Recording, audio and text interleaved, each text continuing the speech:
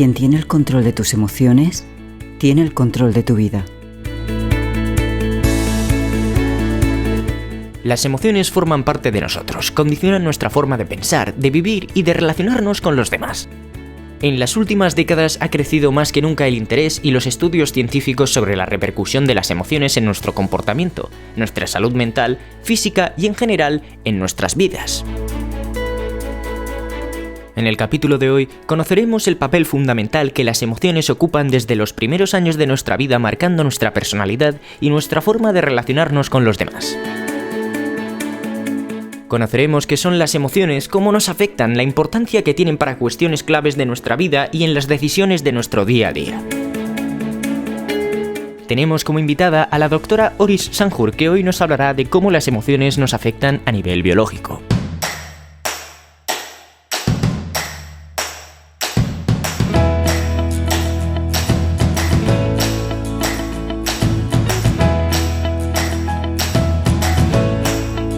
Hoy en día, la depresión es la primera causa de enfermedad, superando el cáncer y las enfermedades cardiovasculares, a lo que añadimos el increíble aumento en las tasas de suicidio de niños y adolescentes.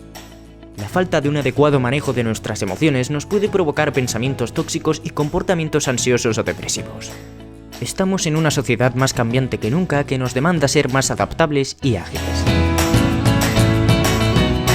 Lo más sorprendente en este nuevo contexto es que no importa lo que sepas de geografía o matemáticas, la manera en la que lidias con tu mundo interior acaba por determinarlo todo, hace que puedas o no cumplir con tus objetivos.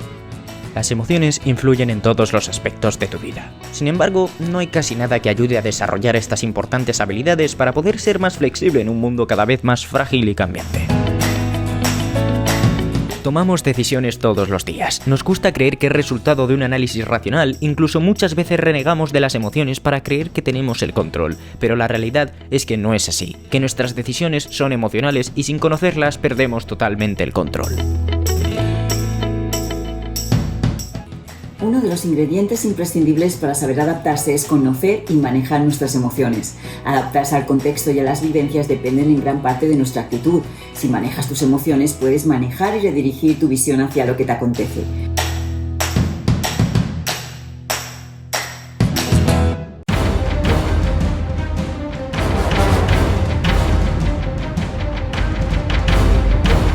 A mí me hace sentir bien pasar tiempo con mi familia y amigos y hacer deporte al aire libre.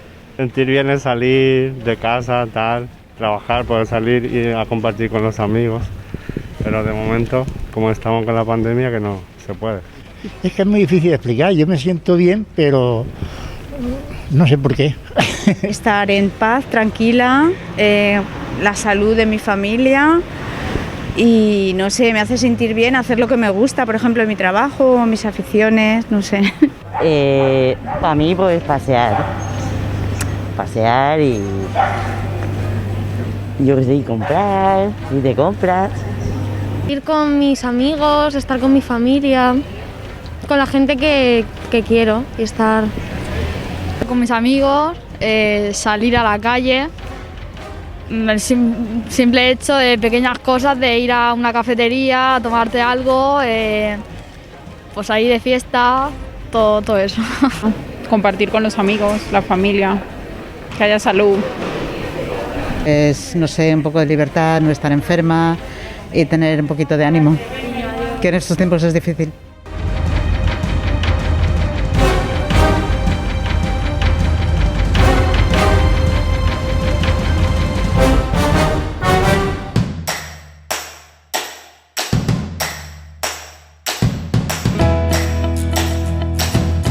Las emociones son reacciones fisiológicas producidas por elementos externos que nos alertan ante determinadas situaciones que implican principalmente un peligro o una amenaza. Nos permiten adaptarnos ante esa situación, lugar, persona, objeto, elemento, etc. O también pueden ser influenciadas por experiencias o pensamientos propios. Estas emociones conllevan una serie de reacciones fisiológicas como el aumento del ritmo cardíaco o respiratorio, tensión muscular y pensamientos que pueden causar reacciones a nivel fisiológico, conductual o psicológico. En realidad nuestro cuerpo y nuestra mente se están preparando ante una situación de alerta. Queda demostrado que las emociones, los estados emocionales, aun los de baja intensidad y corta duración, influyen en cómo pensamos y en qué pensamos. La importancia de la emoción en la vida de las personas es determinante y cumple 3 funciones principales. Una función adaptativa prepara nuestro organismo hacia la acción, una función social comunica nuestro estado interno y una función motivacional facilitan las conductas motivadas.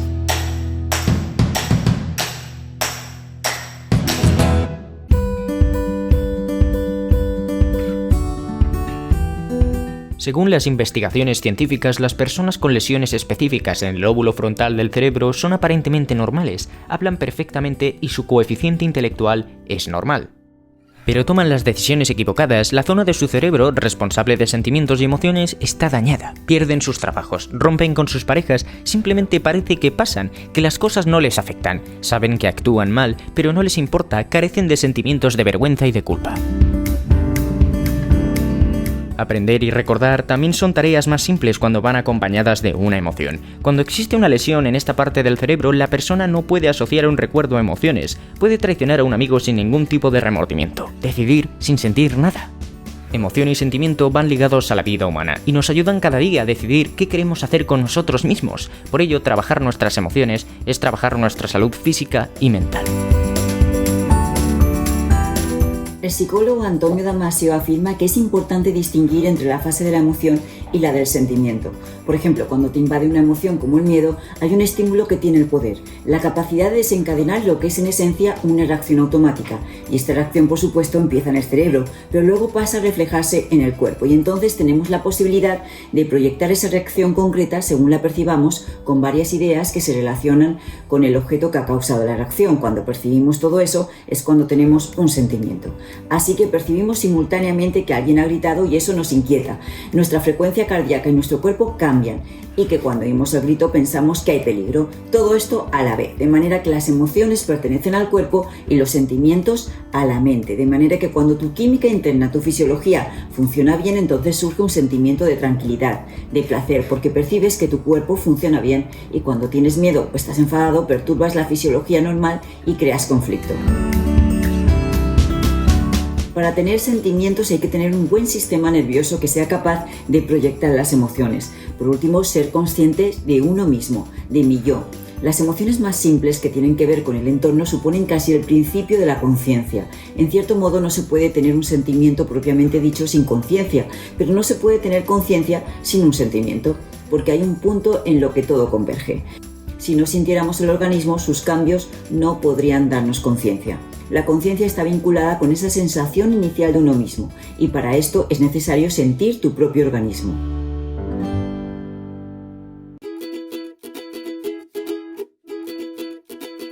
El sistema nervioso de las personas es muy complejo. Por una parte está el sistema nervioso autónomo, que controla el latido de nuestro corazón, ritmo cardíaco, respiración y sudoración dependiendo de las necesidades de cada momento. Por otro lado, tenemos el sistema límbico, responsable de nuestras emociones que se dispara cuando nos enfadamos. Ambos sistemas, autónomo y límbico, están comunicados. Al cabo de unos segundos de una discusión, el sistema autónomo se activa, el pulso y la respiración se aceleran. Cuando se pasa el enfado, el sistema límbico se relaja, pero el autónomo tarda más en recuperarse. Es lo que los científicos llaman estado refractario, donde la emoción todavía está presente. En estos momentos es mejor no intentar entrar en razón con la persona que lo está sufriendo. Este sistema tarda más en desactivarse en las mujeres que en los hombres. Esto tiene que ver en cómo sentimos las emociones y cómo decidimos qué hacer con las emociones. Ese desfase no es muy grande y en pocos minutos el sistema autónomo de la mujer también vuelve a la normalidad. La robótica nos pisa los talones a los humanos, o por lo menos eso afirma el catedrático de robótica Rodney Brooks.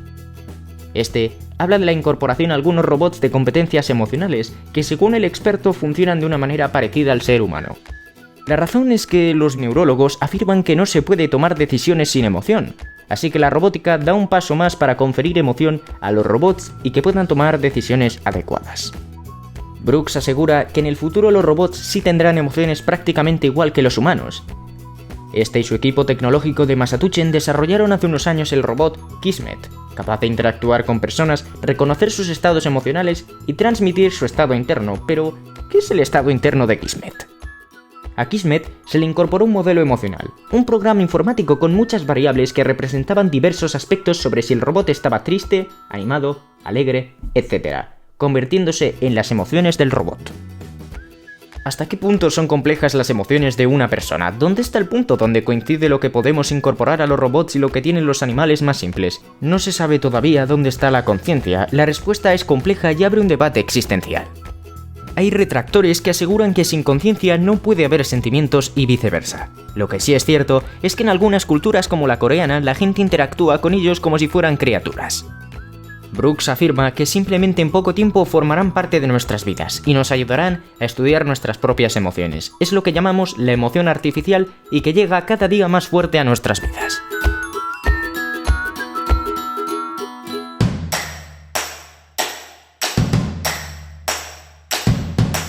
Richard Davidson, neuropsicólogo pionero en el estudio de emociones, afirma que es necesario incluir habilidades para aprender a dominar las emociones, en concreto, la capacidad de controlar las emociones negativas para que cuando ocurra una adversidad, éstas no persistan más de lo necesario. Cuando las emociones perturbadoras se producen en la mente, interfieren con la capacidad de aprendizaje y nos bloquean. Davidson investigó sobre los cambios que se producen en el cerebro durante la adolescencia trabajando con programas para aumentar la cooperación, la compasión y el altruismo. Concluyó que con solo 2 semanas de entrenamiento en las que se practica 30 minutos al día es suficiente para poder detectar estos cambios y sustituir emociones negativas por otras positivas. Es importante realizar estos entrenamientos en la edad más temprana posible para que sus beneficios persistan durante un periodo de tiempo más largo, pero se pueden realizar en cualquier momento de la vida.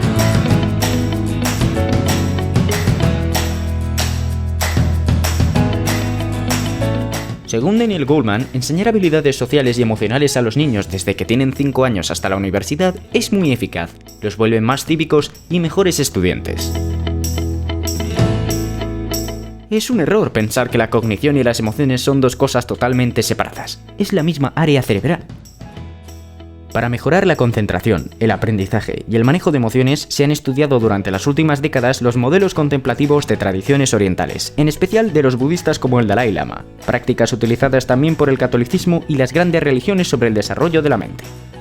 La ciencia también está incorporando la meditación como un apoyo fundamental para gestionar las emociones, una práctica que ya se está incorporando en algunos currículos escolares para que los estudiantes aprendan a focalizar, concentrarse y ser más compasivos. Uno de los grandes descubrimientos de la contemplación del budismo ha sido perfeccionar la atención para concentrarse en algo. La cuestión es, ¿cómo se puede mejorar mi proceso de atención? El monje budista y biólogo Matthew Ricard dice que la mente se dispersa aquí y allá, incluso cuando estamos sentados. Nuestra mente puede ser como la de un mono inquieto que va de un lado a otro, y en realidad necesitamos tener una mente un poco más calmada, tranquila y más estable. Si no es así, no podremos hacer nada. Por eso es necesario de alguna manera utilizar un objeto de concentración para estabilizar la mente. Te puedes concentrar en cualquier cosa, un objeto, una imagen mental, pero resulta bastante útil concentrarse en la respiración. Si te concentras en la respiración, no puedes verla, es muy sutil y si dejas de concentrarte es como si la perdieras, así que fácilmente puedes ver si te distraes o no. Con la respiración solamente ves la sensación. Cuando respiras por la nariz tienes una ligera sensación en los orificios nasales. Se trata de quedarse sentado tranquilamente, pensar en respirar por la nariz y luego notar la sensación del aire que sale y entra, y así unas 21 veces o 10 minutos. Hacerlo permite calmar la mente. Muchas personas dicen, no, yo no valgo para esto, me distraigo enseguida, pero es que es normal, es porque la mente no está entrenada y si no perseveras nunca aprenderás nada. Así que en lugar de tener remordimientos o sentirte culpable con ideas como no valgo para esto, que al final no dejan de ser más que una distracción, en cuanto descubras que te has distraído no pasa nada, tienes que volver a la respiración. Luego si lo haces durante un rato y lo repites regularmente, verás que la mente se calma, se vuelve más clara, y que puedes utilizar esta mente un poco más flexible para cultivar el altruismo, compasión o lo que quieras.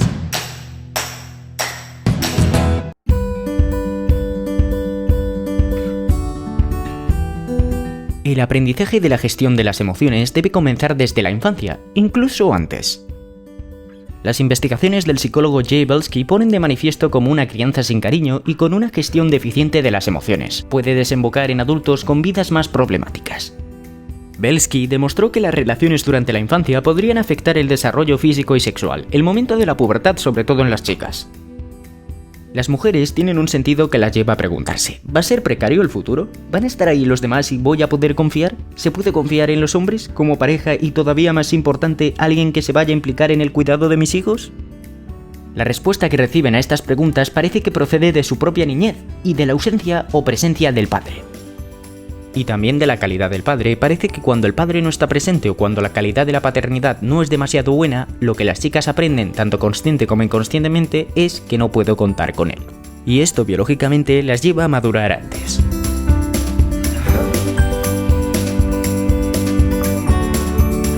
Las investigaciones de la psicobióloga Vivette Glover fueron pioneras en demostrar que la educación emocional comienza en el útero materno. Los investigadores están de acuerdo en señalar que los niveles prenatales de ansiedad en la mujer embarazada afectan no solo la vida del bebé, sino también su futuro. Hoy en día existen muchas pruebas e investigaciones que demuestran que el modo en el que el bebé se desarrolla en el útero afecta al niño durante el resto de su vida.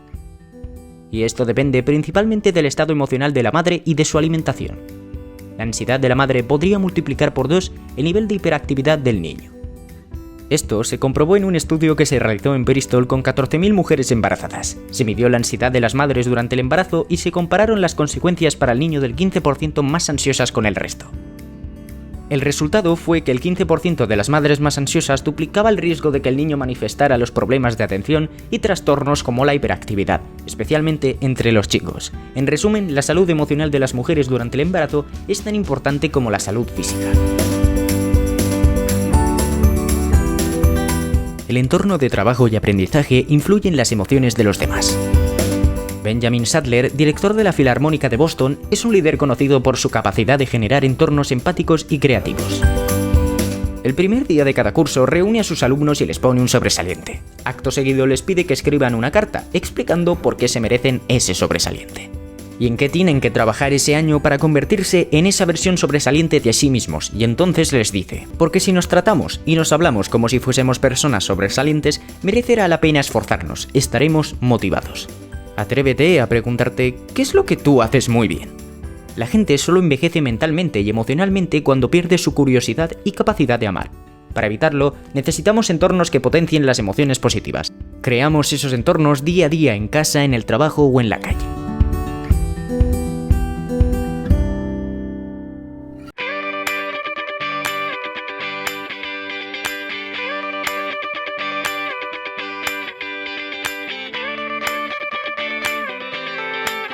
Influyen absolutamente en todo. Son muy importantes. Es por eso que casi hablamos ahora de inteligencia emocional. Y la inteligencia emocional precisamente es eso, es la capacidad que tenemos nosotros de discernir el impacto que tienen las emociones en nuestro diario vivir, en nuestras decisiones, en nuestra relación con las demás personas, básicamente en todo. O sea, nosotros como humanos sabemos que dentro de nuestro comportamiento, la primera reacción que tenemos ante cualquier tipo de reacción, de noticia o de impacto en nuestro entorno es emocional y está comprobado. Básicamente las emociones están en la parte baja del cerebelo y lo primero que entra cuando escuchamos, vemos algo es la parte emocional del cerebro emocional que le llamamos. Así que es lo primero que actúa. Así que imagínese usted en una situación en donde le dan una buena noticia. La reacción de emoción es casi, si es una muy buena noticia, es inmediata, es wow, no lo piensa, sonríe, exclama, hace exclamaciones de felicidad. Pero piense cuando le dan una mala noticia, ¿qué es lo primero que pasa? La noticia puede causar tristeza, o causar molestia o disgusto. Y es precisamente una de las recomendaciones que se da. Cuando recibimos emociones y esas emociones tienen que ver con decisiones, por ejemplo, tiene que usted tomar una decisión, se recomienda esperar un tiempo a que la información que se recibe se procese en el cerebro y pase de la parte emocional al cerebro lógico, porque entonces su respuesta va a ser un poco más asociada a un pensamiento o asociada a la situación, no fue a hacer una respuesta emocional. muchas veces cometemos el error de responder desde la emoción. Y eso nos lleva a situaciones que después nos causan más problemas. Si alguien le dice algo que no le molesta, por ejemplo, he visto en el caso de los correos electrónicos, recibo un correo electrónico que no es del agrado de la persona y la persona escribe inmediatamente dentro de los primeros 5 minutos una respuesta, sin siquiera pensarlo.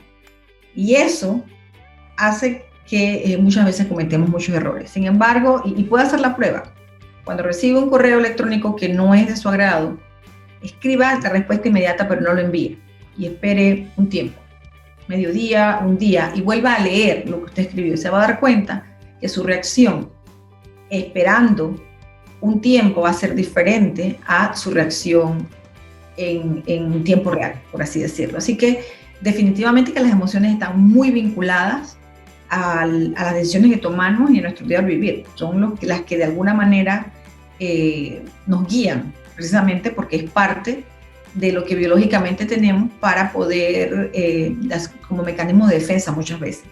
Pero es importante también el poder administrar esas emociones para obtener resultados positivos dependiendo de lo que querramos hacer.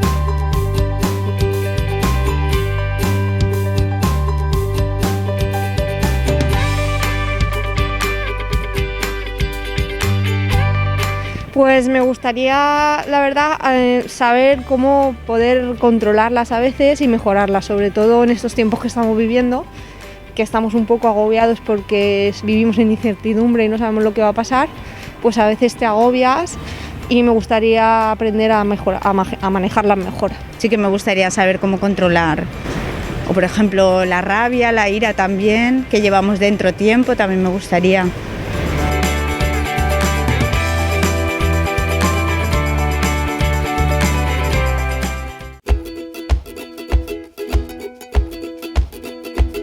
Hay un concepto muy interesante en la psicología acuñado por la doctora Susan David y que hoy os quiero compartir, la agilidad emocional. Y es que la agilidad emocional es nuestra capacidad para conectar con nuestros pensamientos, nuestros recuerdos y nuestras emociones, pero no para apartarlos, sino para aprender de ellas y dar pequeños pasos hacia nuestros auténticos valores. La práctica consiste en 5 pasos fundamentales. El primero es que exteriorices y aceptes tu emoción. ¿Qué quiere decir esto? Que si te sientes enfadado, enfadada, frustrado, triste, no te sientas mal por sentirte de esa manera o no pienses que deberías de sentirte de otra manera. Simplemente acéptalo, porque aceptarlo es la primera manera de empezar a soltar y empezar a poder tomar distancia de esa emoción. El segundo paso es que debes de ser curioso con tus emociones. ¿Y a qué me refiero con esto? Me refiero a que debes de preguntarte cuál es el valor que está debajo de esa emoción, para que de esa manera descubras qué es realmente lo importante para ti. Cuando empezamos a tomar distancia es cuando realmente podemos etiquetar las emociones y de esa manera podemos conocerlas, reconocerlas. A partir de ahí es cuando realmente vas a poder trabajar con ellas. Un ejercicio que te puede ayudar mucho es escribir un diario, escribir sobre tus emociones y tus sensaciones. El tercer paso es lo que te dices. Por ejemplo, estoy triste, estoy enfadado, no hay distancia entre tú y tus emociones. Haces que todo se convierta en emociones. En vez de eso, intenta decir: noto que me siento triste, noto que me siento enfadada. ¿Por qué? Porque tú no eres esa tristeza, tú no eres ese enfado, tú eres muchas más cosas. Entonces, cuando empiezas a notar el pensamiento, la emoción, el recuerdo como lo que son, pensamientos, emociones y recuerdos y no hechos, es cuando realmente puedes empezar a tomar distancia y a trabajar realmente el manejo de tus emociones. El cuarto paso es preguntarte tus porqués. ¿Cuáles son mis valores en esta situación? ¿Qué es lo que más me importa? Los valores suelen ser abstractos, pero tomamos decisiones constantemente, diariamente, que nos acercan o nos alejan de nuestros valores. Por ejemplo, si para mí es un valor importante estar con mis hijos y cuando llego a casa me sigo conectando al ordenador, al trabajo, me estoy alejando de mi valor principal. Sin embargo, si me desconecto y dedico ese tiempo a mis hijos, realmente me estoy conectando con mis valores. Este paso de preguntarte tus porqués te lleva a analizar cuáles son tus valores, cuáles son tus elecciones y qué aspectos claves puedes cambiar para aumentar tu bienestar. Se trata de encontrar el sentido a las emociones, pero solamente vamos a conseguir esos resultados cuando somos capaces de aceptar y entender la realidad de las propias emociones. La ciencia y las organizaciones mundiales afirman que el aprendizaje de la gestión de las emociones debe ocupar un lugar principal frente a los contenidos académicos. De este aprendizaje depende el futuro de nuestra sociedad. Solo cuando nos preguntamos ¿qué me está queriendo decir esa emoción que es importante para mí?, encontramos el camino para hacer los cambios que tenemos que hacer en nuestra vida.